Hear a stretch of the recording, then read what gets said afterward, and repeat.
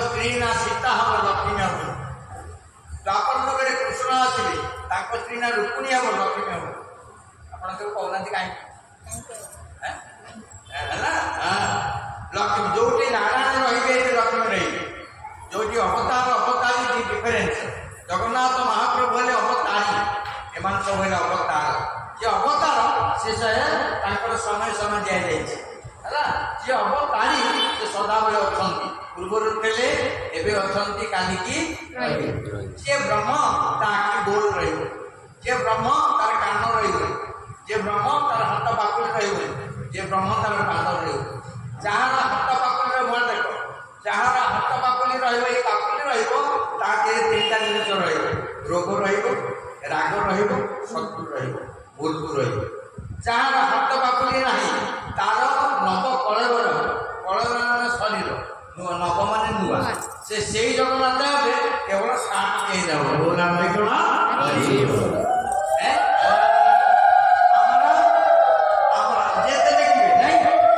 महाभारत लिखा है कोटि कोटि रामकृष्ण जहाँ अंतर जात से परम ब्रह्म नाम जगन्नाथ जहाँ अंतर कोटि कोटि रामकृष्ण धर्म हंती किए से जगन्नाथ से जगत में जम को समस्ते डरती जम एका जगन्नाथ डरे तेणु प्रत्येक व्यक्ति जय जगन्नाथ कहले जम 10 हाथ दूरे थी नमस्कार मोर भक्त देवजन जम करती माने जो मान जुहारे राम गोविंद कृष्ण गोपाल नहीं द्वारे जम जा पहुंचो जहाँ जुहारे राम कृष्ण गोविंद जगन्नाथ अच्छी ना पाक जम दियो जम अर्थ कौन जर अर्थ हूँ जंत्रणा म अर्थ मनुष्य जी मनुष्य को जंत्रणा दुख रोग शोक दिए ता ना हूँ जम भगवान सिद्धांत ने प्रत्येक माँ भौणी मान को निवेदन कर परस्पर को देखा जय जगन्नाथ जोड़े जिन मन रखिथे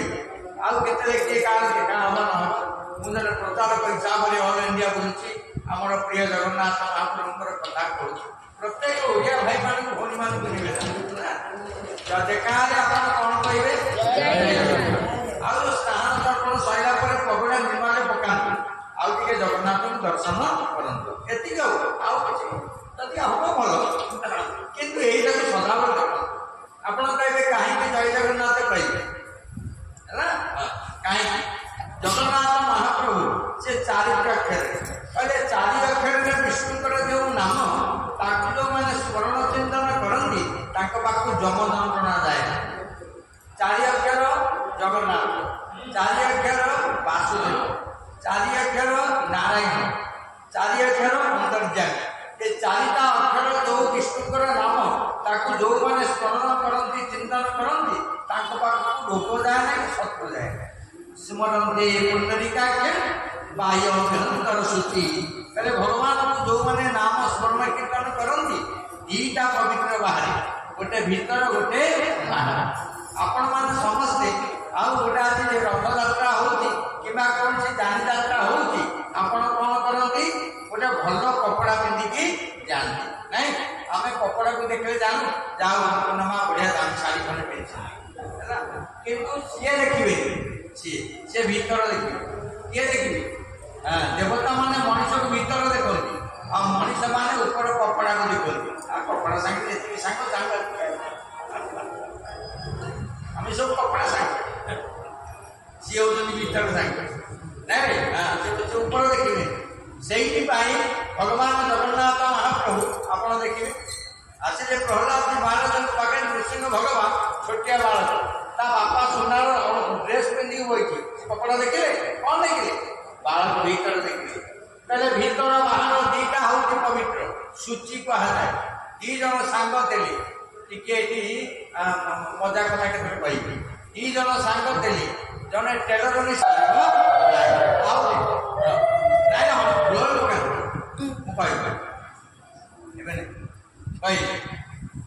आ गोटे कथा कहे थे भगवान का सिद्धांत रामकृष्ण परमहंस गोटे छोटिया कथा कहे ना रामकृष्ण परमहंस विवेकानंद को कहे विवेका आज्ञा जे गंगा कूल समुद्र नौकार बुलती किए किए रामकृष्ण एवं माने ବିବେକାନନ୍ଦ ଅଙ୍ଗାର ବୁଲୁଛନ୍ତି କିଛି ପିଲା ପଥରରେ ତାଙ୍କ ଉପରୁ ପକେଇଲେ।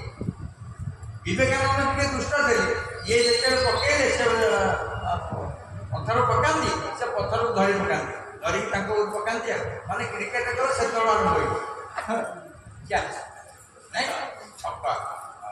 ଦେଖ କ୍ରିକେଟ ଖେଳ ଭାଇମାନେ ହଉଛନ୍ତି ସମସ୍ତେ ହଉଛି କ୍ରିକେଟ ଖେଳେ। ଆଜି ପେପରରେ ଦେଇଛି ଯେଉଁମାନେ କ୍ରିକେଟ ଖେଳୁଛନ୍ତି କେତେ କୋଟି କୋଟି ଟଙ୍କା ତାଙ୍କ ଘରେ ଥୁଆ ହେଇଛି। ସତରେ ଆମେ ପଇସା ଦେଇ କ'ଣ ଦେଖୁନେ, ସେଇଠି ବି ଖେଳ ହେଉଛି କାଳ। ଆମ ଭଗବତ ରାଜ୍ୟରେ ମନା ହେଇଛି ଖେଳ, 5ଟା ଜିନିଷ ମନା ହେଇଛି। ଯୋଉଠି ଜୁଆ ଖେଳ ସେଠିକି ଯିବନି, ଯୋଉଠି ପଇସା ଖେଳ ସେଠିକି ଯିବ ନାହିଁ, ଯୋଉଠି ଜମି ବିକ୍ରୟ ହେଉଛି ଯିବ ନାହିଁ, ଯୋଉଠି ମଦ୍ୟନାରୀ ସେଠି ଯିବ ନାହିଁ, ଯୋଉଠି ମିଛୁଆ ସେଠିକି ଯିବ ନାହିଁ। ଲେଖା ହେଇଛି ନା, ମୁଁ କହୁନି ଆଗରେ ଲେଖା ହେଇଛି। କାରଣ ତାରି ଉପରେ କଳି ପ୍ରବେଶ କରେ ଆଉ କଳି ତାକୁ ସବାର କରିଥାଏ। କୋଉଠି? 5 ଜାଗାରେ। ତା ନାଁ ହେଉଛି କଳି ପଞ୍ଚକ। 5 ଜାଗାରେ କଳି ଥାଏ।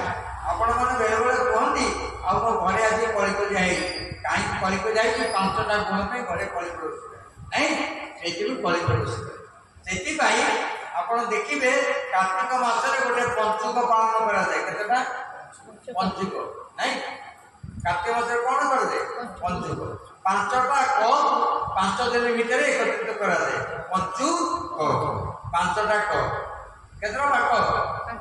କାର୍ତ୍ତିକ ମାସରେ କହି 5ଟା କପ୍, ସେଇଥିରେ ପଞ୍ଚୁକ କରାଯାଏ। ସେଥିରେ କଳି ଅଛି। ସେଇଥିପାଇଁ ପରିଚିତ ରାଜା କଳିକି କହିଥିଲେ, କହିଲେ କଳି ଯେଉଁମାନେ ଧାର୍ମିକ ଲୋକ ବ୍ୟକ୍ତି ତାଙ୍କ ପାଖକୁ ତମେ ଯିବନି ନା, ଯିବିନି। ସେଇଥିପାଇଁ ସେ ଆସନ୍ତି, କହିଲେ ଯେତେବେଳେ ଧର୍ମରେ ଥାଇ କିଛି କୋଉ କାର୍ଯ୍ୟ କଲା ମୁଁ ତାକୁ ବସେଇ ଦେବି।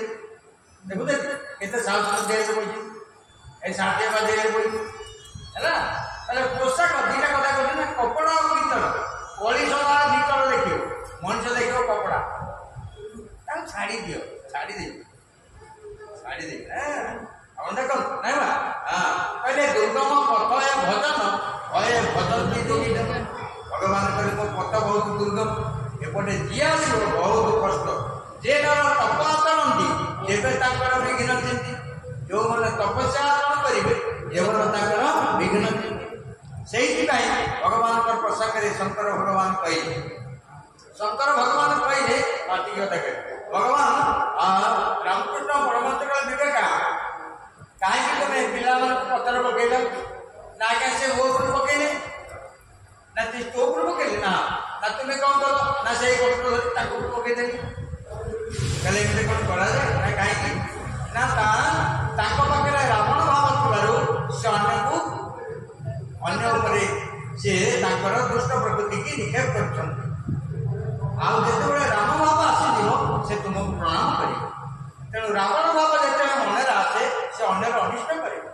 ଯେତେବେଳେ ରାମ ଭାବ ଆସେ ସେ ନିଜ ପୂଜା କରେ, ନିଜକୁ ବିଚାର କର ମୋର କୋଉ ଭାବ ଅଛି।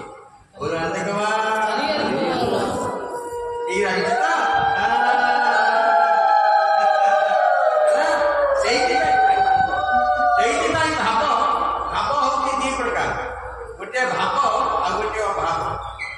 ଆମେ ସମସ୍ତେ ଭାବକୁ ନିକଟ ଅଭାବକୁ ଦୂର ନାଇଁ। ସେଇଥିପାଇଁ ଭଗବାନଙ୍କର ସିଦ୍ଧାନ୍ତରେ ପ୍ରତ୍ୟେକ ମା ଭଉଣୀ ମାନଙ୍କୁ ନିବେଦନ କରେ। କି ଭାଗବତରେ ଲେଖା ହେଇଛି ହେଲା, ଭାଗବତରେ ଲେଖା ହେଇଛି ମୋତେ ଭଜନ୍ତି ଜ୍ଞାନୀ ଜନ ମୁଁ ତାଙ୍କ ଇଷ୍ଟ ପ୍ରିୟ ଧନ। ସବୁ ସେ ଭାଗବତର ଗୋଟେ ଶାସ୍ତ୍ର, ସବୁ ସେ ଭାଗବତ ଭିତରେ ବର୍ଣ୍ଣନ କରାଯାଇଛି। ସେଇଥିପାଇଁ ଭଗବାନଙ୍କର ସିଦ୍ଧାନ୍ତରେ ପ୍ରତ୍ୟେକ ମା ମାନଙ୍କୁ ଭାଇମାନଙ୍କୁ ନିବେଦନ କରିବି, କିଏ କର୍ମ କର ମୁଁ ଜାଣିନାହିଁ, ଆପଣ କିନ୍ତୁ ସବୁଦିନ ସନ୍ଧ୍ୟାବେଳେ ଟିକେ ଭାଗବତ ଆପଣ ପଢ଼ନ୍ତୁ ହେଲା, ପଢ଼ନ୍ତୁ। କାରଣ ଭାଗବତ ଜଗନ୍ନାଥ ମହାପ୍ରଭୁ 18ଟି ପୁରାଣକୁ କେଉଁ ପୁରାଣକୁ ଶୁଣନ୍ତିନି, କେବଳ ଗୋଟିଏ ପୁରାଣ ଶୁଣନ୍ତି, ତା ନାଁ ହେଉଛି ଭାଗବତ। କେଉଁ ପୁରାଣ ଶୁଣିବେ? କେବଳ ଭାଗବତ। ଆମେ ସବୁ ଜଗନ୍ନାଥ ଦାସର ଲୋକ, ଆମେ ଜଗନ୍ନାଥଙ୍କ ପରିବାର, ଆମେ ଉତ୍କଳର ଓଡ଼ିଆର ଲୋକ, ଆମର ଆରାଧ୍ୟ ହେଉଛନ୍ତି ଜଗନ୍ନାଥ। ଏଠି ଯିଏ ଆସିବ ସବୁ ଭଉଣୀ ହେବେ, କିନ୍ତୁ ଆମେ କିଏ? ସିଏ ଏବେ ମୁଖ୍ୟ ହେଉଛନ୍ତି କିଏ? ଜଗନ୍ନାଥ। ଗୋଟେ ଛୋଟିଆ କଥା ମୁଁ ଆପଣମାନଙ୍କୁ କହିବି ଜଗନ୍ନାଥ ସଂସ୍କୃତି। 2 ଜଣ ରାଜା ଥିଲେ। ଜଣେ ରାଜା ଥିଲେ ସାଙ୍ଗ ନରସିଂହ ଦେବ। ସେ କୋଉଟାର ଦେଖୁଛ ମୁଁ ପଚାରୁଛି, ସାଙ୍ଗ ନରସିଂହ ଦେବ ରାଜା କୋଉ ଜାଗାର? এইটা 500 ବର୍ଷ ତଳର କଥା ଦେଖୁଛ ଆମର ଜଗନ୍ନାଥର ସଚେତନ କେମିତି ସେଇଥିରେ ଆମେ ସବୁ ଅଭାବ ଅସୁବିଧାରେ ପୀଡ଼ିତ ହଉ। ଜଗନ୍ନାଥ କହିଛି ଧନ ଦରକାର ମତେ କହି ମୋ ସ୍ତ୍ରୀ ରଖିବି ପାତ୍ର ନଥିଲେ ସେ କେବେ ଦେବେ ନାହିଁ ଇଚ୍ଛା ନଥିଲେ ଫଳ ଦେଇ ଏଣୁ ମୋ ନାମ ଭାବ ଫେରାଇ ସାର୍ଜ ନରସିଂହ ଦେବ ହେଲା କୋଉଠି ଆନ୍ଧ୍ର ବିଶାଖାପାଟଣା ଆନ୍ଧ୍ର ନାଇଁ ତାଙ୍କର ଝିଅ ହଉଛନ୍ତି କିଏ ପଦ୍ମାବତୀ ସେ ଗଣେଶକୁ ପୂଜା କରୁଥିଲେ କାହା ପୂଜା କରୁଥିଲେ ଗଣେଶ ଆଜି ବୁଝେଇ ଦଉଛି ଗଣେଶ 116 ଜଣ ଗଣେଶ ଅଛନ୍ତି ଶ୍ରୀମନ୍ଦିର ଭିତରେ କେତେ ଜଣ 116 ହେଲା ପ୍ରଥମେ ବୁଝ ଗଣେଶ ନାଁ ପ୍ରଥମେ ବୁଝ କେତେ ଜଣ ଦେଖ 116 କୋଉଠି ଅଛନ୍ତି ଶ୍ରୀମନ୍ଦିର ଭିତରେ ମୁଁ କହୁନାହିଁ ଯେଉଁମାନେ ଭଗବାନଙ୍କୁ ଭଲ ପାଆନ୍ତି ପୁରୀ ଯିବେ ଆନନ୍ଦ ବଜାର ଭିତରେ ଗୋଟେ ବହି ଦୋକାନ ଅଛି ଦାମୋଦର ପୁଷ୍ପାଳକ ବହି ଦୋକାନ ସେଠି ପଚାରିବ ଗଣେଶଙ୍କର ପୁସ୍ତକ ଖଣ୍ଡିଏ ଦେବେ ଭାସ୍କର ମହାପାତ୍ର ଲେଖିଛନ୍ତି 116 ଗଣେଶ ଗୋଟିଏ ଏକକାଂଶ ଗଣେଶ ଅଛନ୍ତି 4 ଦ୍ୱାରେ 4 ଗଣେଶ ଅଛନ୍ତି ଆଉ ଜଗନ୍ନାଥଙ୍କ ପୂଜାରେ ଗଣେଶ ପୂଜା ହୁଏ ନା କାରଣ ଜଗନ୍ନାଥ ସ୍ୱୟଂ ଗଣେଶ ପ୍ରତ୍ୟକ୍ଷ ପରୋକ୍ଷ ପ୍ରତ୍ୟକ୍ଷ ମୁଁ ଆପଣଙ୍କ ଆଗରେ ବହିଛି ପରୋକ୍ଷ ମୋ ଘରେ ମୁଁ ନଥିଲେ ମଧ୍ୟ ବାପା ଯାଇଛନ୍ତି ଆସିବେ ସେ ପ୍ରତ୍ୟକ୍ଷ ଜଗନ୍ନାଥ ପରୋକ୍ଷ ଗଣେଶ ସ୍ନାନ ପୂର୍ଣ୍ଣିମା ଦିନ ଜଗନ୍ନାଥ ମହାପ୍ରଭୁ ନିଜେ ଗଣେଶ ହୁଅନ୍ତି କ'ଣ ହୁଅନ୍ତି ବର୍ଷ ସାରା ଜଗନ୍ନାଥ ମହାପ୍ରଭୁଙ୍କ ଭୋଗ ଆଗରେ ଲାଗେ ସେଇଦିନ ଭୋଗ ସବୁ ସାଇଡରେ ଲାଗିବ କାରଣ ହାତୀ ସିଧା ଖାଇପାରେ ନା ହାତୀ ଏମିତି ବୁଲେଇ ଖାଇ ଏପଟୁ ବୁଲେ କି ସବୁ ହେଲା ଯେମିତି ବେଳେ ବେଳେ ଆମେ ଗଣପତି ହଉଛେ ହେଲା ଭାଇ ପାନ ରଖିଛୁ ଏମିତି ବୁଲି ନେଇ ହାତୀ ହାତୀ ମହାଜ ବନ୍ଧୁ ହାତୀ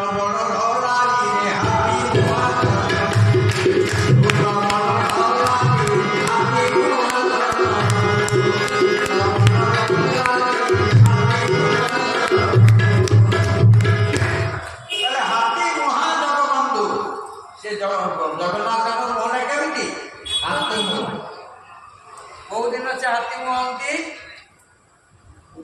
ସ୍ନାନ ପୂର୍ଣ୍ଣିମା ଦିନ ହେଲା ସ୍ନାନ ପୂର୍ଣ୍ଣିମା ଦିନ ଜଗନ୍ନାଥ ମହାପ୍ରଭୁ ଗଣେଶ ବେଶ ହୁଅନ୍ତି ଜଗନ୍ନାଥ ମହାପ୍ରଭୁ 5ଟି ରୂପରେ ଶ୍ରୀମନ୍ଦିର ଭିତରେ ଅଛନ୍ତି ଗଣେ ନାରାୟଣ ଗୋତ୍ରେ ଅମ୍ବିକେ ଭାସ୍କରେ କଥା ଭିନ୍ନା ଭିନ୍ନମ ନକର୍ତ୍ତବ୍ୟଂ ପଞ୍ଚଦେବ ନମସ୍ତେ ଜଗନ୍ନାଥ କହିଲେ ଯେ 5 ଜଣଙ୍କୁ ପୂଜା କରୁଛି ଭଲ ଯେ 5 ଜଣଙ୍କୁ ପୂଜା କରୁଛି ଜଣକୁ ପୂଜା କରୁଛି ନା କେମିତି ନା ଗଣପତି ରୂପରେ ମୁଁ ସ୍ନାନ ପୂର୍ଣ୍ଣିମାରେ ଗଣେଶ ହୁଏ ରତ୍ନ ସିଂହାସନ ବସିଲା ବେଳେ ମୁଁ ନାରାୟଣ ଅନ୍ନବସ୍ତ୍ରରେ ଥିଲା ବେଳେ ମୁଁ ରୁଦ୍ର ନେତ୍ର ଉତ୍ସବରେ ମୁଁ ଅମ୍ବିକା ରଥରେ ବସିଲା ବେଳେ ମୁଁ ସୂର୍ଯ୍ୟ ମନେ ନାରାୟଣ ରୂପରେ ଅମ୍ବିକେ ଭାସ୍କରେ କଥା ଭିନ୍ନା ଭିନ୍ନ ପଞ୍ଚଦେବ 5 ଜଣଙ୍କୁ ଯଦି ପୂଜା କରୁନାହାନ୍ତି ତାହେଲେ ଜଣକୁ ପୂଜା କରିବେ ସେ ହେଉଛନ୍ତି ଜଗନ୍ନାଥ ହେଲା 5 ଜଣଙ୍କୁ ସବୁଦିନ ନମସ୍କାର କରିବେ ଯଦି ନମସ୍କାର କରୁନାହାନ୍ତି ଜଣକୁ ନମସ୍କାର କରିବେ ସର୍ବଦେବ ନମସ୍କାର ଏ ସବୁ ପ୍ରତି ଗଚ୍ଛତି ସର୍ବଗୁରୁ ନମସ୍କାର ବ୍ୟାସ ଗୁରୁ ପ୍ରତି ଗଚ୍ଛତି କହିଲେ 5 ଜଣଙ୍କୁ ବାପା ମା 2 ବ୍ରାହ୍ମଣ 3 ଗୁରୁ 4 ଭଗବାନଙ୍କୁ 5 ଜଣଙ୍କୁ ନମସ୍କାର କର ଯଦି 5 ଜଣଙ୍କୁ କରୁନାହୁଁ ଜଣକୁ କରିବ ଯେଉଁ ଜଗନ୍ନାଥ এই ଜଣକୁ ନମସ୍କାର କଲେ 5 ଜଣ ଯାକ ନମସ୍କାର ମିଳନ୍ତି ନମସ୍କାର କାହିଁ କରାଯାଏ ପ୍ରଣାମ କାହିଁ କରାଯାଏ ଦଣ୍ଡବତ କାହିଁ କରାଯାଏ ଗୋଳଗି କାହିଁ କରାଯାଏ ପାଠ ଅଲଗା ରେଜଲ୍ଟ ମଧ୍ୟ ଅଲଗା ଆପଣ ଯେଉଁମାନେ ନମସ୍କାର କରନ୍ତି ନମ ମୁଣ୍ଡ ଟିକେ ତଳକୁ ନେଇଯାଏ ସେଇଠି ଭଗବାନ କହିଲେ ମୋ ନାଁ ପାଖରେ ତା ନାଁକୁ ଲଗା ଗୋବିନ୍ଦାୟ ନମ ଗୋପାଳାୟ ନମ ଯିଏ ନମ କରିବ ତା ମନକୁ ଲେଉଟେଇ ଭଗବାନ ତା ପାଖରେ ରଖିବ କ'ଣ ହେଲା ନମ ଆପଣ ନମସ୍କାର କରୁନାହାନ୍ତି ରାବଣ ମଞ୍ଚାତୁର ହେଇଥିଲା ହେଲା କେତେ ସୁନ୍ଦର ଆମର ଟୀକାକାରଣ ଲେଖିଛନ୍ତି ନା ନମ ଦ୍ୱିତୀୟରେ ଭଗବାନଙ୍କର ସିଦ୍ଧାନ୍ତରେ କହିଲେ ଉପବାସ ବିଷ୍ଣୁ ପ୍ରିୟ ଜଳଧାର ଶିବ ପ୍ରିୟ ନମସ୍କାର ପ୍ରିୟ ଭାନୁ ଭୋଜନେ ବ୍ରାହ୍ମଣ ପ୍ରିୟ ଉପବାସ ବିଷ୍ଣୁ ପ୍ରିୟ ଯେଉଁମାନେ ଉପବାସ କରନ୍ତି ତାକୁ ଭଗବାନ ଭଲ ପାଆନ୍ତି ଉପମାନେ ନିକଟ ବାସ କରନ୍ତେ ଘର ଭଗବାନ ସେଇଟା ଆପଣମାନଙ୍କୁ ଡାକିଛନ୍ତି, ସମସ୍ତଙ୍କୁ ଡାକିଛନ୍ତି ନା କ'ଣ? ମୁଁ ତମ ସାହିରେ 7 ବର୍ଷ ଦେଲି କ'ଣ ଏତିକି ଲୋକ ସମସ୍ତେ ଆସିପାରିବେ ନା? ଏଠି କବାଟ ଦିଆଯାଇଛି ନା ତାଲା ପଡ଼ିଛି ନା ସିକ୍ୟୁରିଟି ଆଇଛି ଠେଙ୍ଗା ଦେଖାଉଛି? ଆସିପାରିବେ। ଉପବାସ ବିଷ୍ଣୁ ପ୍ରିୟ, ଉପବାସ କଲେ ବିଷ୍ଣୁ ପ୍ରିୟ ହେବେ। ଆପଣ ଜଗନ୍ନାଥ ସ୍ୱୟଂ ଜଗନ୍ନାଥ ଆଗରେ ଠିଆ ହେଇଛନ୍ତି। ଜଗନ୍ନାଥ ଜଗନ୍ନାଥ ଗଣପତି ଭଗବାନ, ସେଇଥିପାଇଁ ଗଣପତି କି ଜଗନ୍ନାଥ ରୂପ ଧାରଣ କଲେ ଭଗବାନଙ୍କୁ ଆହତ କହିକି ଦେଖିଛନ୍ତି କାହିଁକି ତାଙ୍କ ରୂପ ହେଇଛି। ଆସନ୍ତୁ, ସେଇଥିପାଇଁ ଭଗବାନଙ୍କର ପ୍ରସଙ୍ଗ କରିବେ। ଭଗବାନ କାଲି ପ୍ରଥମ ସ୍ୱୟଂ ଜଗନ୍ନାଥ ମହାପ୍ରଭୁଙ୍କର ପ୍ରସଙ୍ଗ 5ଟା ହେଲା, 5ଟା। 1 ନମ୍ବର 5ଟା 1 ନମ୍ବର କହିଲେ ମୁଁ ମା ରୂପରେ ଜନ୍ମ ଦିଏ, ବାପା ରୂପରେ ପାଳନ କରେ, ଗୁରୁ ରୂପରେ ଜ୍ଞାନ ଦିଏ, ବ୍ରାହ୍ମଣ ରୂପରେ ସଂସ୍କାର କରେ, ଅତିଥି ରୂପରେ ତା ଘରେ ଭୋଜନ କରେ। 5ଟା ରୂପ ହଉଛି ଜଗନ୍ନାଥ। କହିଲେ ମା ହଉଛି ଜଗନ୍ନାଥ, ବାପା ହଉଛି ଜଗନ୍ନାଥ, ବ୍ରାହ୍ମଣ ଜଗନ୍ନାଥ, ଗୁରୁ ଜଗନ୍ନାଥ, ଅତିଥି ଜଗନ୍ନାଥ। ବୋଲା ନାଇଁ କହିଲେ 4ଟା ହଉଛି ବର୍ଣ୍ଣ। 4ଟା କ'ଣ ବର୍ଣ୍ଣ? ବ୍ରାହ୍ମଣ, କ୍ଷତ୍ରିୟ, ବୈଶ୍ୟ, ଶୂଦ୍ର। କହିଲେ ବ୍ରାହ୍ମଣ ହଉଛି ମୁଖ, କ୍ଷତ୍ରିୟ ହଉଛି ବାହୁ, ବୈଶ୍ୟ ହଉଛି ଗର୍ଭ, ଶୂଦ୍ର ହଉଛି ପାଦ। କହିଲେ ଯୋଉ ପାଟିରେ ଗୀତା ଗୋବିନ୍ଦ ଗୀତ ଆଉ ଭଜନ କୀର୍ତ୍ତନ ଆଉ ଗୀତା ଭାଗବତ ପଢୁଛି ସେ ମୁଖ ହଉଛି ବ୍ରାହ୍ମଣ। ବ୍ରାହ୍ମଣ ପ୍ରଥମେ ଦେଖିବ, କ୍ଷତ୍ରିୟ ତାପରେ ଧରିବ, ବୈଶ୍ୟ ଧାରଣ ଉପରେ କରିବ, ଶୂଦ୍ର ମୁଣ୍ଡେଇକି ଚାଲିବ। ଆଉ ଥରେ କରିବ ବ୍ରାହ୍ମଣ ଦେଖିବ, ବ୍ରାହ୍ମଣ ନ ଦେଖିଲେ ଦେବତାକୁ ଦବନି ହେଲା। ତେଣୁ ଯାହା ପାଖରେ ଗୀତା ଭାଗବତ ପଢୁଥିବ ତା ମୁଖ ହଉଛି ବ୍ରାହ୍ମଣ। ସେ ସବୁକୁ ଆଗ ଦେଖିବ, ପ୍ରତ୍ୟେକ ଆଗ ଦେଖିବ। ଆଗ ମୁହଁକୁ ଦେଖ, ମୁହଁରେ 3ଟା ଗୁଣ ଥାଏ। କପାଳକୁ ଦେଖିଲେ ଜଣାପଡ଼େ ଜ୍ଞାନୀ ନା ଅଜ୍ଞାନୀ। ଆଖିରେ ନେଚର ଆଉ ମୁହଁରେ ଥାଏ ବଂଶ। ପ୍ରତ୍ୟେକ ବ୍ୟକ୍ତିର ଆଖିରେ ନେଚର ଥାଏ। ନେଚର ମାନେ ପ୍ରକୃତି। ଯେତେ ଲୋକ ବଇଛ ସମସ୍ତଙ୍କ ପ୍ରକୃତି ଆଖିରେ ଅଛି। ଆଖି ହଉଛି 3 ପ୍ରକାର। ଗୋଟେ ସାତ୍ଵିକ ଚକ୍ଷୁ, ଗୋଟେ ରାଜସିକ ଚକ୍ଷୁ, ଗୋଟେ ତାମସିକ ଚକ୍ଷୁ।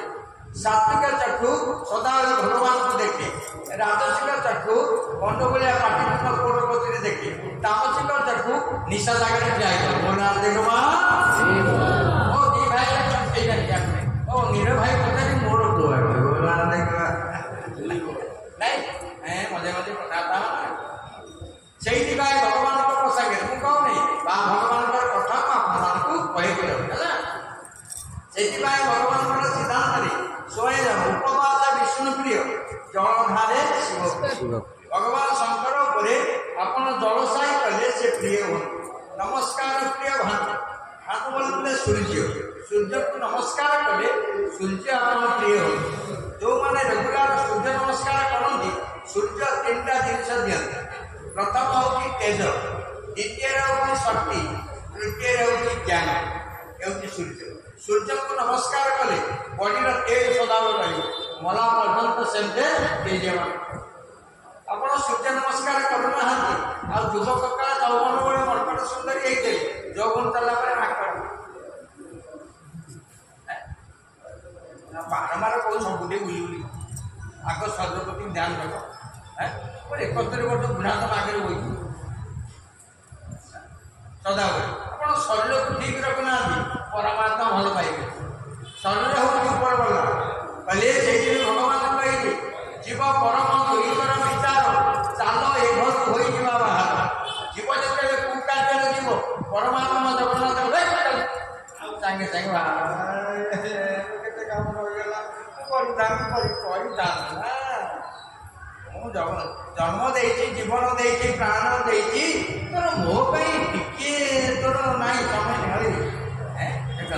ଆସନ୍ତୁ ଦେଖିବା ଉପବାସ ବିଷ୍ଣୁ ପ୍ରିୟ, ଜଳଧାର ଶିବ ପ୍ରିୟ, ନମସ୍କାର ପ୍ରିୟ ଭାନୁ। ଭାନୁ ବୋଲନ୍ତି ସୂର୍ଯ୍ୟ।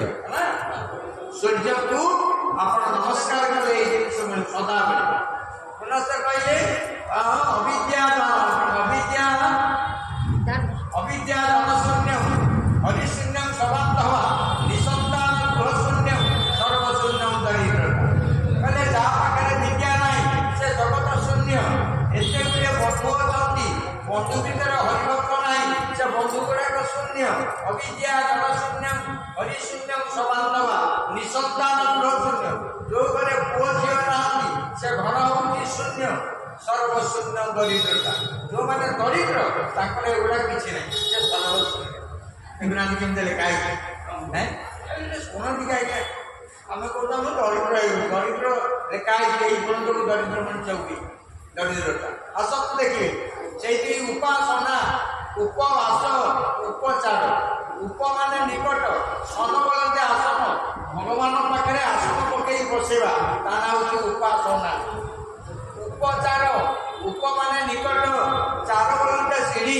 ଭଗବାନ ଜଗନ୍ନାଥ ମହାପ୍ରଭୁ ତା ଭକ୍ତମାନଙ୍କୁ ଡାକିବା ପାଇଁ ରଥ ଉପରେ ସିଢ଼ି ପକେଇ ଦିଅନ୍ତି, ଉପଚାର। ପୁନଶ୍ଚ ଉପବାସ, ଉପ ମାନେ ନିକଟ, ବାସ ବୋଲନ୍ତି ଘର। ଭଗବାନ ଜଗନ୍ନାଥ ମହାପ୍ରଭୁ ଉପବାସ କରିବା ବ୍ୟକ୍ତିକୁ ପାଖକୁ ଡାକନ୍ତି ହେଲା। ଦେଖନ୍ତୁ ସେଇଥିପାଇଁ ଭଗବାନଙ୍କ ସିଦ୍ଧାନ୍ତରେ ଦି ଜଣ ରାଜା ଥିଲେ।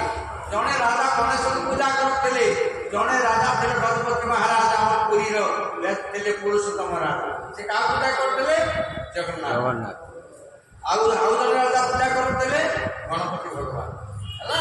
ଦି ଜଣ ଭିତରେ ଲାଗିଲା କଳହ। କାହିଁକି କଳହ ଲାଗିଲା? ଦି ଜଣ ମିତ୍ର ଥିଲେ, ଦି ଜଣ ପାଟି କରି ବସିଲେ। ଦି ଜଣ ଯାକ ଲାଗିଛି କଳହ। ଗୋଟେ କୀର୍ତ୍ତନ କଥା, ରାଧେ ରାଧେ ମୁझे श्याम से मिला दे, राधे राधे मुझे श्याम से मिला दे, राधे राधे मुझे श्याम से मिला दे, राधे राधे मुझे श्याम से मिला दे, राधे राधे मुझे श्याम से मिला दे, राधे राधे मुझे श्याम से मिला दे। भगवान की पहले श्रीमद् भागवत प्रसंग ना। ଦି ଜଣ ରାଜା ଥିଲେ, ଜଣେ ସେଲ ନରସିଂହ ଦେବ, ଆଉ ଜଣେ ଥିଲେ ପୁରୁଷୋତ୍ତମ ଦେବ। ପୁରୁଷୋତ୍ତମ ଥିଲେ ଶ୍ରୀକ୍ଷେତ୍ର ପୁରୀର ଓଡ଼ିଶାର ଗଜପତି ମହାରାଜ, ସେ ଜଗନ୍ନାଥଙ୍କ ସେବକ, ଆଦ୍ୟ ସେବକ। ଆଉ ଜଣେ ଥିଲେ ଗଣପତି ଭଗବାନ, ସେ ଥିଲେ କିଏ? ମାନେ ସେଲ ନରସିଂହ ଦେବ। ତାଙ୍କର ଗୋଟେ ଝିଅ ଥିଲା, ତାଙ୍କ ନାଁ ହେଉଛି ପଦ୍ମାବତୀ ହେଲା। ସେ ପଦ୍ମାବତୀ ଆଉ ସିଏ ଦି ଜଣ ଯାକ ବନ୍ଧୁତ୍ୱ ସ୍ଥାପନ ଥିଲା। ଥରେ ପୁରୁଷୋତ୍ତମ ରାଜା ଡାକିଲେ ମାନେ ମହାରାଜ ସାଲ ନରସିଂହ ଦେବ, ଆଜ୍ଞା ଆମର ରଥଯାତ୍ରା ହେଉଛି, ଆପଣ ଟିକେ ଆସିବେ ଦେଖିକରି ଯିବେ। ସେ କଥାର ଟିକେ ଆସିଲେ, ଆଇଲା ବେଳକୁ ଦେଖିଲା ବେଳକୁ ଆମ ରାଜା ଝାଡ଼ୁ ଧରିକି ଗୋଳଉଥିଲେ। କଥା ସେତେବେଳେ ଅଛି ତାଙ୍କ ଝିଅ ସାଙ୍ଗରେ ପୁରୁଷୋତ୍ତମଙ୍କର ବିବାହ। ସେ ଯେତେବେଳେ ଦେଖିଲେ କହିଲେ ମୁଁ ଗୋଟେ ରଜା, ଏ କ'ଣ ଝାଡ଼ୁ ଧରି ଗୋଳଉଛି? ଏ କ'ଣ ଝାଡ଼ୁଦାର ନା କ'ଣ? ଗୋଟେ ଝାଡ଼ୁଦାର ହାତରେ ମୋ ଝିଅକୁ ବାହା ଦେବେ? ସମୁଦ୍ର ନା କ'ଣ କହିଲେ ନା କଥା ନାଇଁ କଥା ହେଲେ କ'ଣ ଏ ରାଜା ଏ ଗଜପତି ମହାରାଜ ପୁରୁଷୋତ୍ତମ ଦେବ ସେତେବେଳେ ଝାଡ଼ୁ ମରା ହେଉଥିଲା କୋଉଠୁ? ସାତ ବାହାତିରୁ ସିଂହଦ୍ୱାର ପର୍ଯ୍ୟନ୍ତ। ସେତେବେଳେ ଲେଖା ହେଇଛି ପୁରାଣରେ। ଏବେ ଆଉ ସେ ନାହିଁ, ଖାଲି ଉପରେ ବସିକି ଆମର ସେତେବେଳେ ସେଇ ପୁରାଣ ଆଗରେ ସଫା କରିବେ ନା। ଏବେ କୋଉଥିରେ ସଫା ହଉଛି? ରଥ ଉପରେ ନା। ଝାଡ଼ୁ ଏବେ ଆଉ ଆଗରୁ ଭଲ ନାହିଁ, ଏବେ ଅନ୍ୟ ପ୍ରକାର ହେଇଯାଇଛି ବୋଲେ। ଏ କଥା ଶୁଣିଲା ପରେ ଯେତେବେଳେ ବିବାହର ପ୍ରସଙ୍ଗ ଆସିଲା, ଏ ଖବର ଦିଆଗଲା, ଶୈଳ ନରସିଂହ ଦେବ ମନା କଲେ, କହିଲେ ନାଇଁ ମୁଁ ଜଣେ ଝାଡ଼ୁଦାରଙ୍କ ପୁଅ କନ୍ୟା କେବେ ବିବାହ କରାଇଦେବି ନାହିଁ ହେଲା, ମୁଁ ବିବାହ କରାଇଦେବି। ଏ କଥା କହିଲେ କିଏ? ନା ଶୈଳ ନରସିଂହ ଦେବ ପୁରୁଷୋତ୍ତମ ରାଜାକୁ ଖବର ପଠାଇଲେ। ଏଇଥିରେ ରାଜା ପୁରୁଷୋତ୍ତମ ଦେବ ଉତ୍କ୍ଷିପ୍ତ ହେଲେ, କ୍ରୋଧ କଲେ, ରାଗିଲେ, କହିଲେ କ'ଣ ହେଲା? ଓ ଗୋଟେ ଝାଡ଼ୁଦାର, ମୁଁ ତ କାହାର ଝାଡ଼ୁ କରିନି ନା, ମୁଁ ଭଗବାନଙ୍କର ଝାଡ଼ୁ କରିଥିଲି। ମୁଁ ଝାଡ଼ୁଦାର ବୋଲି ମୋ ଉପରେ କ୍ରୋଧ କରି ଏତେ ବଡ଼ ଅପମାନ କରିଛନ୍ତି। ଆଜ୍ଞା ଯୁଦ୍ଧ ଲାଗିଲା। ଯୁଦ୍ଧରେ କ'ଣ ହେଇଛି? ଜଣେ ଜଗନ୍ନାଥଙ୍କ ସେବକ ଆଉ ଜଣେ ଗଣପତିଙ୍କର ସେବକ। ଆମ ରାଜା ଯୁଦ୍ଧରେ ପରାଜୟ ହେଲେ, ସିଏ ଜୟଲାଭ କଲେ। ଯିଏ ଗଣପତି ପୂଜା କରୁଥିଲେ ସେ ଜୟଲାଭ କଲେ, ଯିଏ ଜଗନ୍ନାଥ ପୂଜା କରୁଥିଲେ ସେ ହାରି ଗଲେ। ମନ ଦୁଃଖରେ ରାଜା ଯାଇକି ଜଗନ୍ନାଥଙ୍କୁ ଜଣାଇଲେ, ଆମ ଜଗନ୍ନାଥ ମହାପ୍ରଭୁ ବିରକ୍ତି ହେଲେ ରାଜାଙ୍କୁ, କହିଲେ ଗଲାବେଳେ ମୋତେ କହିଦେଲ ନା ନାଇଁ? ନା ଲଘୁଜନ ମାନେ ଗଲାବେଳେ ବାପା ମାଆଙ୍କୁ କହିକି ଯାଆନ୍ତି ନା ନାଇଁ? ନା ଯାଆନ୍ତି। କାହିଁ କହିଲେ? ଏଥିରୁ ଟିକେ ଆମେ ଶିଖିବା ଦରକାର। ଯେତେ ପିଲା ପାଖରେ ବହିଛ, ଲଘୁଜନ ମାନେ ବହିଛ, ଗଲାବେଳେ ଦି ଜଣଙ୍କୁ କହିକି ଯିବ, ମୁଁ ଯାଉଛି ଆପଣଙ୍କୁ କହିକି ଯାଆନ୍ତୁ। ଯାହା ପୁରାଣ କହିଛି ନା। ଜଗନ୍ନାଥ ପଚାରିଲେ ରାଜା ମତେ କହିଥିଲ ନାଇଁ କାହିଁ କହିନି କାହିଁ କହିଲି ବଳବୀର ଶକ୍ତି ଅଛି ଜୟଲାଭ କଲନି ନାଇଁ ଭାଇ ହଁ କର ଶକ୍ତି ଜୟଲାଭ କର ହେଲା। ଶକ୍ତି ହିଁ ଜୀବନ ଦୁର୍ବଳ ହିଁ ମୃତ୍ୟୁ। ଛୋଟିଆ କୁନି କଥା କହିବି ଏ ବିଷୟ ମତେ ମନେ ପକେଇ। ନାରଦ ଯାଉଥିଲେ 3 ଜଣ ଦେବତା ମାଡ଼ ଗୋଳି ହଉଥିଲେ ଗଣ୍ଡ ଗୋଟେ ପବନ ଗୋଟେ ଅଗ୍ନି ଗୋଟେ ବାୟୁ ଏ ଜଳ କହିଲା ମୁଁ ବଡ଼ ଦେଖ କରିଦେବି ସାଙ୍ଗେ ସାଙ୍ଗେ ମୁହୂର୍ତ୍ତରେ ମୁଁ ଜଳାନବ କରିକି ବନ୍ୟା କରିଦେବି ରାଜକୋଷରୁ ସବୁ ପଇସା ଭରି ଭରି କରିଦେବି। କିଏ କହିଲା? ପବନ କହିଲା ଗୋଟିଏ ମୁହୂର୍ତ୍ତରେ 99 ମସିହାର ଫଳ ଚକେଇ ଦେଇଛି। ଅଗ୍ନି କହିଲା ମୁଁ ଉଦ୍ଗରିତ ହେବି ଅନେକ କରିକି କ୍ଷୟକ୍ଷତି କରିଦେବି। 3 ଜଣ ଭିତରେ ଲାଗିକି କଳ ନାରଦ ଯାଉଥିଲେ ଦୂରରେ ଖାଇ ଫେଙ୍କିଦେଲେ କହିଲେ ଏମାନଙ୍କ ତ ଭାରି ଉଠା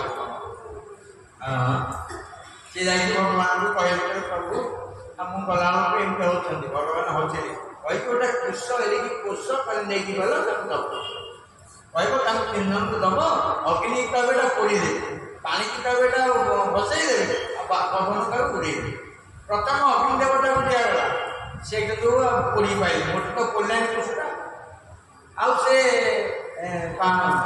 ଜଳ ଦେବତାକୁ ଦିଆଗଲା ସେ ତାକୁ ବୋଳି ତାର ଭାଇନା ଜୟ ତା ବିପଦ କଥା କହୁ ସେ କିଛି କହୁନି ତା ସେ କଥାବାର୍ତ୍ତା ସେ ଭୟ କର କାରଣ ବାଘ ବେଶୀ କଥା କୁହେନି କଥା କୁହେ କହିଲେ ମାନେ ଛାଡ଼ିବ ଏ କିନ୍ତୁ ସାଙ୍ଗେ ସାଙ୍ଗେ କାଦୁଅ ଦିଏ ନତବା ଆମର କଷ୍ଟ ସିଏ ହେଉଛି ସେଇ ସେଇଠି ଭଗବାନ କହିଲେ ଯାହାର ମୁଖେ ନାହିଁ ଭଳି ତାକୁ ଆମେ ଡରି ତାକୁ ଦେଖିଲେ ଜୁହାର କରି ସେଇଠି ଭଗବାନଙ୍କର ସିଦ୍ଧାନ୍ତରେ ଏଇ ରାଜାଙ୍କର ଲାଗିବ କଳହ ଆଗରେ ଯାଉଛନ୍ତି ଯୁଦ୍ଧ କରିବା ପାଇଁ କିଏ? ଜଗନ୍ନାଥ ବଳଭଦ୍ର। ଯୁଦ୍ଧ କରିବା ପୂର୍ବରୁ ଗୋଟେ ଘୋଷଣା ଲେଖା ହେଇଛି। କ'ଣ ଲେଖା ହେଇଛି? ଯିଏ ଯୁଦ୍ଧରେ ହାରିବ ତାର ଇଷ୍ଟ ଜିତିବା ଇଷ୍ଟ ପଛପଟେ ରହିବ। ଏଇଟା ଭଲ କି ବୁଝ। ଯିଏ ଯୁଦ୍ଧରେ ହାରିବ ହେଲା ହାରିବା ଲୋକର ଇଷ୍ଟଟା ଜିତିବା ଲୋକର ଇଷ୍ଟର ପଛପଟେ ରହିବ। ଆମ ପୁରୁଷୋତ୍ତମଙ୍କର ଇଷ୍ଟ ହଉଛନ୍ତି ଜଗନ୍ନାଥ ସାଜ ନରସିଂହର ଇଷ୍ଟ ହଉଛନ୍ତି ଗଣେଶ। ବୁଝିଲ ତ? ଯୁଦ୍ଧ ହେଲା ଯୁଦ୍ଧରେ ଜିତିଲେ ପୁରୁଷୋତ୍ତମ ରାଜା ହାରିଲେ ସାଲ ରାଣୀ ଆଉ ଯୋଉ ତାଙ୍କ କନ୍ୟା ପଦ୍ମାବତୀ କି ଆଣିଲେ ନାଇଁ ଆଣିଲେ ରାଜା ଆଣିକି ମନ୍ତ୍ରୀ କି ଦେଲେ କହିଲେ ମନ୍ତ୍ରୀ ତମେ ଆକୁ ଝାଡୁଦାର ସାଙ୍ଗେ ବ୍ୟବହାର କର। ମନ୍ତ୍ରୀ ନେଇକି ତାଙ୍କୁ ରଖିଲେ କୋଉଠି ରଖିଲେ ଜାଣିଛ ତ? ପାକା ଯୋଉ ପାକାରେ ନୃସିଂହ ମନ୍ଦିର ତାକୁ ସେ ମନ୍ତ୍ରୀ କରେଇଥିଲେ। ସେ ନୃସିଂହ ଭଗବାନଙ୍କୁ ସେ ମାଆକୁ ରଖିକି ସେଠି ପୂଜା କରିବୁ ମା ସବୁଦିନ ଏଠିକି ଯିବୁ ହେଲା କୋଉଠିକି ସେ ପାକାରେ ଯୋଉ ନୃସିଂହ ମନ୍ଦିର ସେଠି 500 ବର୍ଷ ତଳର କଥା ତାକୁ ମନ୍ତ୍ରୀ ସେଇଠି ରଖିଦେଲେ। କାହାକୁ ରଖିଦେଲେ? ପଦ୍ମାବତୀ। ସେଇଥିପାଇଁ ଗାଁ ନାଁ ହଉଛି ପଦ୍ମପୁର। ମୁଁ ଆଜି ଗୋଟେ ପରୀକ୍ଷା ପଢିକି ଆପଣମାନଙ୍କୁ କହୁଛି ପଦ୍ମ ଏଠି ତ 4ଟା ଗଛ ଲେଖା ହେଇଛି ଉତ୍ତର ଗଛ ପୂର୍ବ ଗଛ ପଶ୍ଚିମ ଗଛ ଯୋଉ ଗଛ ଲେଖା ହେଇଛି ସେ ତ 500 ବର୍ଷ ତଳର ସେ ନୃସିଂହ ମନ୍ଦିର ହେଲା। ଆସନ୍ତ ନୃସିଂହ ଆସିଲେ ନା ଥରେ ପଢିଦବା ନମଃ ନୃସିଂହ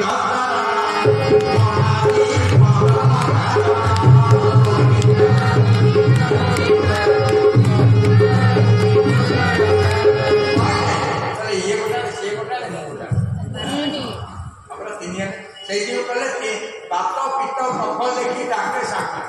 ଏ ଶରୀର ଭିତରେ 3ଟା ବାତ ଅଛି ଗୋଟେ ବାତ ଗୋଟେ ପିତ୍ତ ଗୋଟେ କଫ ଏ 3ଟା କେତେବେଳେ ଏକାଠି ହେଇକି ସାଧନା କେବେ ଆସନ ବାହିନ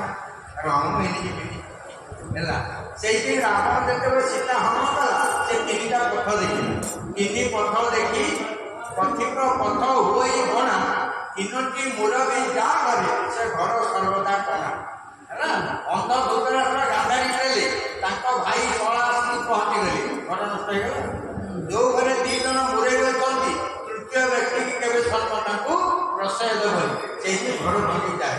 3ଟା ପଥ ଯୋଉଠି ରହିବ ପଥିକ ପଥ ଗଣା ହେଇଛି ବାୟକ ଗୋଟା ଆଡେ ପାଳିଆ ଗୋଟା ଆଡେ ମୁଁ ଗୋଟା ଆଡେ ଆପଣ ତ ଗୋଟା ଆଡେ ହେଲା। ସେଇଥିପାଇଁ ଭଗବାନଙ୍କର ସିଦ୍ଧାନ୍ତ ହେଲା ମନ୍ତ୍ରୀ ନେଇକି ବସେଇଲେ କୋଉଠି ପାକାରେ ତା ନାଁ ହଉଛି ପାକା ସେଇ ନୃସିଂହ ମନ୍ଦିର ବସେଇଥିଲେ। ନୃସିଂହ ଭଗବାନ ପଦ୍ମାବତୀକୁ ରକ୍ଷା କରିବା ପାଇଁ ତାଙ୍କୁ ବସେଇଥିଲେ ଏବଂ ପଦ୍ମାବତୀ ମା ଡେଲି ନୃସିଂହ ନୃସିଂହକୁ ପୂଜା କରି ଯାଉଥିଲେ। ସେଇଥିପାଇଁ ନନ୍ଦିଘୋଷ ରଥରେ ମୁଖ୍ୟ ନୃସିଂହ ବସନ୍ତି। ଆଉ କୋଉ ରଥରେ ବସନ୍ତି? କୋଉଥିରେ ବସନ୍ତି? ନୃସିଂହ। ସେଇଥିପାଇଁ ନନ୍ଦିଘୋଷ ରଥକୁ କଟକଣା ମିଶେଇ ଗଲି, ତାକୁ ଛୁଇଁ ପାରିବେନି ସମସ୍ତେ। ନୃସିଂହ ଚିହ୍ନ କରିବା ନୃସିଂହ। ଆପଣ ଯିବେ ପୁରୀ ଯିବେ, ଗୋଟିଏ ନୃସିଂହ ଅଛନ୍ତି ଆଦ୍ୟ ନୃସିଂହ। କୋଉଠି ଅଛନ୍ତି? ଆଦ୍ୟ ନୃସିଂହ। ମୁକ୍ତି ମଣ୍ଡପ ପାଖରେ ଆଦ୍ୟ ନୃସିଂହ। ସିଏ ଯେତେବେଳେ ପ୍ରଥମେ ଗୁଣ୍ଡିଚା ମନ୍ଦିରରେ ସେ ନୃସିଂହ ନିଜେ ସ୍ୱୟଂ ନାରଦ ସ୍ୱର୍ଗରୁ ଆଣି ବସେଇଥିଲେ, ତାଙ୍କ ନାଁ ହେଉଛି ଆଦ୍ୟ ନୃସିଂହ। ଆପଣ ଯେତେବେଳେ ଯିବେ ସେ ନୃସିଂହକୁ ଦେଖିବେ, ତା ନାଁ ହେଉଛି ଆଦ୍ୟ ନୃସିଂହ। ସେ ନୃସିଂହକୁ ଦର୍ଶନ କଲେ ଖାଲି ଦେଖିଦେବେ ସେ ତମର ସବୁ ପାପଟା ବରଣ ଅଛି ନୃସିଂହ। ସେଇ ନୃସିଂହ ପାଖରେ ମା ଭଗବତୀ କାହାକୁ ଆପଣଙ୍କର ପଦ୍ମାବତୀକୁ ରଖିଥିଲେ, କିଏ ମନ୍ତ୍ରୀ ରଖିଥିଲେ। ଏପଟେ ଯୁଦ୍ଧ ହେଉଥିଲା, ଯୁଦ୍ଧ ହେଲା, ଆପଣ ଯୁଦ୍ଧରେ ପରାଜୟ ହେଲେ। ପରାଜୟ କିଏ ହେଲେ? ସାଧନ ନୃସିଂହ। ଆଉ ଆମ ଜଗନ୍ନାଥ ବଳଭଦ୍ର ଯେତେବେଳେ ତାଙ୍କୁ ଯୁଦ୍ଧରେ ପରାଜୟ କରି ବନ୍ଧନ କଲେ, ସେ ତିନି ଜଣଙ୍କୁ ପୂଜା କରୁଥିଲେ। ଗୋଟିଏ ହେଉଛନ୍ତି ତାରିଣୀ ମା, ଆଉ ଗୋଟିଏ ହେଉଛନ୍ତି ଭଗବାନ କୃଷ୍ଣଙ୍କର ସତ୍ୟ କୃଷ୍ଣ ମୂର୍ତ୍ତି, ଆଉ ଗୋଟିଏ ହେଉଛନ୍ତି ଗଣେଶ ମୂର୍ତ୍ତି। ସେ ଗଣେଶ ମୂର୍ତ୍ତି ତନ୍ତ୍ର ଦ୍ୱାରା ସେ ତାକୁ ପୂଜା କରୁଥିଲେ। ଯେତେବେଳେ ଶତ୍ରୁ ଆକ୍ରମଣ କରନ୍ତି, ତାଙ୍କ ପାଟି ପଟେ ଲକ୍ଷ ଲକ୍ଷ ସୈନ୍ୟ ବାହାରନ୍ତି, ସେଠି ସମସ୍ତେ କିଛି ପରାସ୍ତ କରନ୍ତି। ଜଗନ୍ନାଥ ଗଲେ ଗଣେଶ ପାଟି ବନ୍ଦ କରିଦେଲେ, ଆଉ ସୈନ୍ୟ ବାହାରିଲେ ନାଇଁ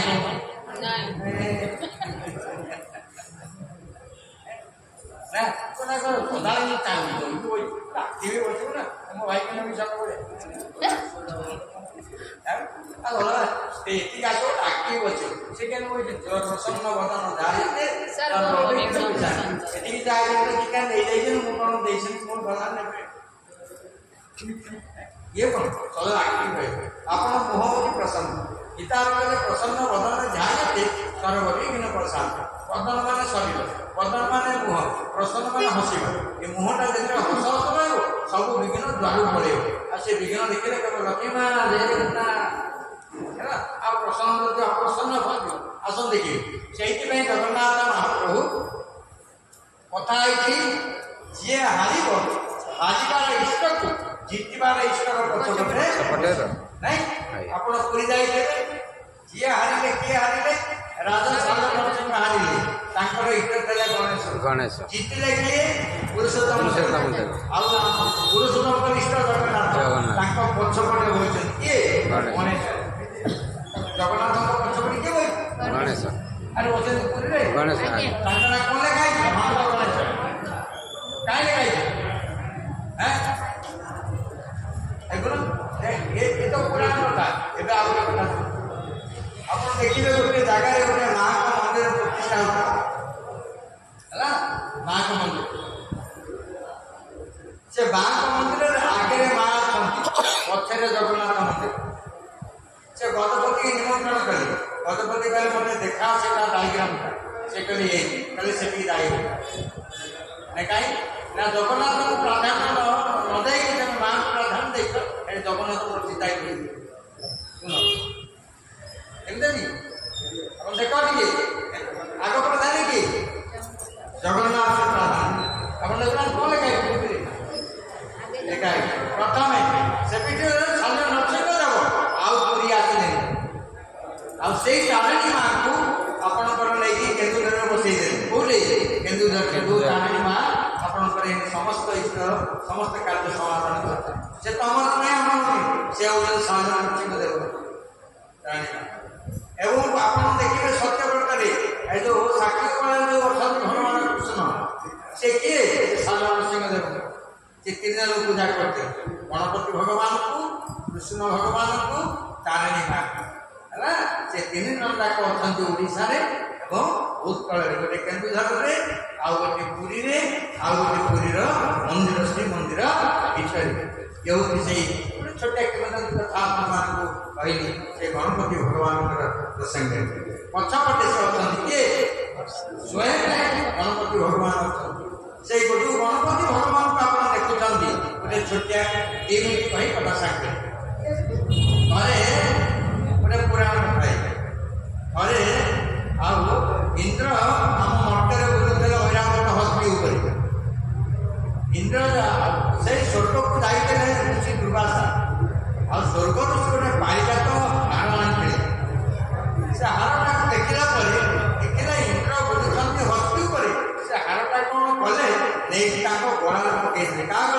इंद्र को गलार पकई दे इंद्र कौन कले कहले गोटे कौन गोटे देवता मन राजा इंद्र ये गोटे मर्त्यर लोकटा गोटे बाल कौन पकई देला ओ ये कालिया तो मोर स्वर्ग ये माल तो सदा वही बेकुर बाहर करी से हाथी मुंडे ऊपर थई हाथी मुंडे ऊपर थईया द्वारा हाथी तो गोटे बचन बच पशु से पशुटा मुंड ऊपर थईया द्वारा से मुंड के ढाड़ी देला से मालटा तल पड़गला ताकि काटे से दौड़ीदेला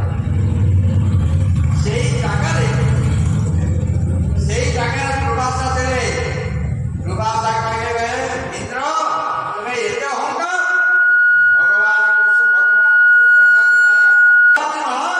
भगवान प्रसादी माला देखी तुम गला परिधान करने तुम्हें कौन कल बेकर बाहर कर हाथी मुंडे पकड़ हाथी तले पकड़ गली सारे से अभिशाप दौची तुम मनर अहंकार सब नष्ट हो लक्ष्मी तुमको छाड़ी चलीजे तुम लक्ष्मी छड़ा हो इंद्र को अभिशाप हाथी की कहले हाथी जो मुंडे भगवान का प्रसाद माला लगे जो दिन अगर पूजा से हाथी मुंड लगी अगर पूजा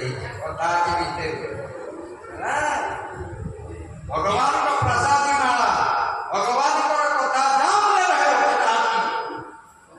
कथा सुंदर राम पुराण लिखा भगवान का प्रसाद माला हाथी मुंडे लगी से हाथी का मुंड आज गणपति अग्रगण्य अग्र पूज्य समस्त मुंड कटा शंकर भगवत मुंड काटिदेले पुओ समस्त देखा जाए जड़े केवल देखा गले शनि शनि शनि नजा मन दुख कले पार्वती तापर शनि जो गले से मुंड चाहिए से मुंडी कल पोड़गला से शनि की पार्वती माँ अभिशाप देले तू केते मुह टेकुनि सदाबले मुह तौक करदेव से शनि सदाबले तौक मुह कर आप कहीं काशे ना सब आखि देखिए बहुत कथा देखो मुह तौक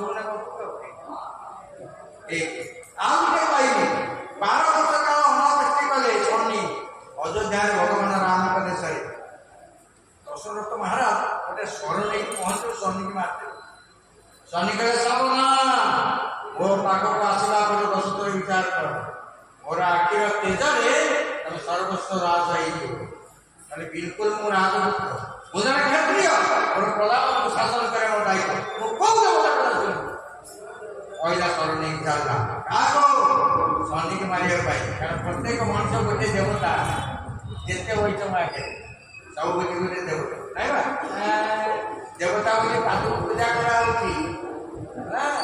पादु पूजा करा बेकर फूलमाला दिया फूल चंदन दिया अष्टम दिन पुओ को पूजा होती विवाह दिन पुओ झील पूजा होती गला पूजा हो सब गोटे देवता पड़ा तुम देवता लक्षण नथे तुम देवता को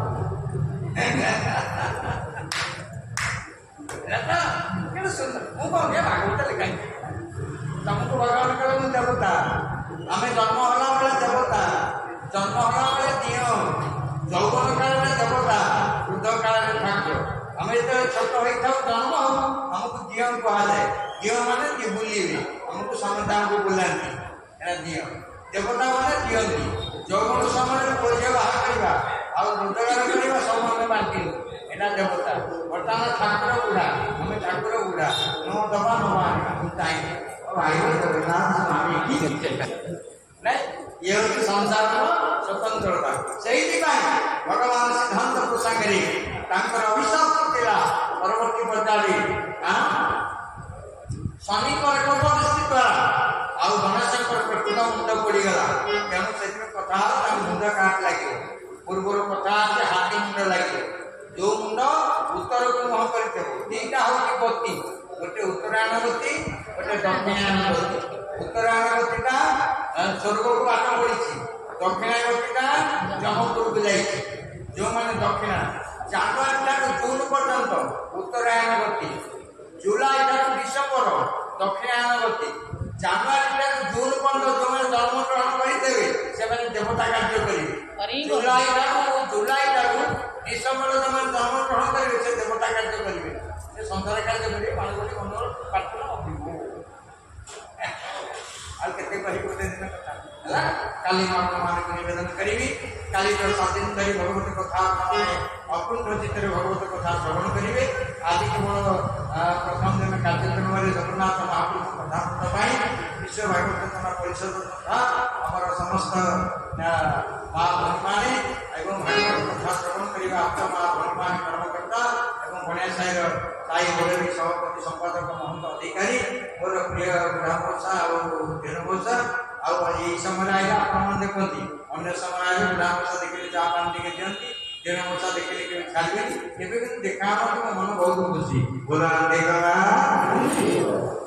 आगे देखा जाऊ धेनुमोसा को प्रणाम करी बुढ़ामोसा को प्रणाम करी जगन्नाथ महाप्रभु शंकर आग्रह करूँ जदि बंधे सुखे खाऊ शरीर निरोग था परिवार जो पुओटी बैठे बाबू के मन दुख दब ना सदाबे बाबा सागर भल संपर्क सुसंपर्क रख ये सब अढ़ई संसार आज काली चली चलिए चलिए काल बने कथा रही चले ये भागवत सब पढ़ कई दिन पूर्व प्रेत मुक्ति भागवत रोग मुक्ति भागवत अभिशाप मुक्ति भागवत प्रेत मान मला पड़े तुम किए करू न करू तुम अटोमेटिक मुक्ति प्रेत मुक्ति अभिशाप मुक्ति भागवत जन्म ठा मुक्तबंध बड़दम गुरुजन मान राग अभिशाप थाए भागवत पढ़ले से बेले पुनः से कहले रोग मुक्ति अभिशाप भागवत पढ़ले रोग दोहरी हुए से प्रत्येक माँ भणी मान कहे रोग हूँ दी प्रकार गोटे शिव ज्वर गोटे विष्णु ज्वर शिव ज्वर हूँ पतला द्वारा कंटिन्यू कर मला पर्यटन लगी रही विष्णु ज्वर ठंडा सर्दी काशी तेणु ये ठंडा सर्दी काश द्वारा आम दर को उपशम करा तेणु प्रत्येक माँ भणी मान को निवेदन करी गोटे दिन कार्यक्रम अल्प बहुत आपको कथा कही आपायत कर दिनहीन गुण कीर्तन पदार्थ आपंकर कथाकार भाईना आपण मान पादे प्रणाम जनाई आ वेलकम करी स्वागत करी आपण मान किया हमको गीत मंत्र पढ़ी हम सब कथा सांग जय जय जय जय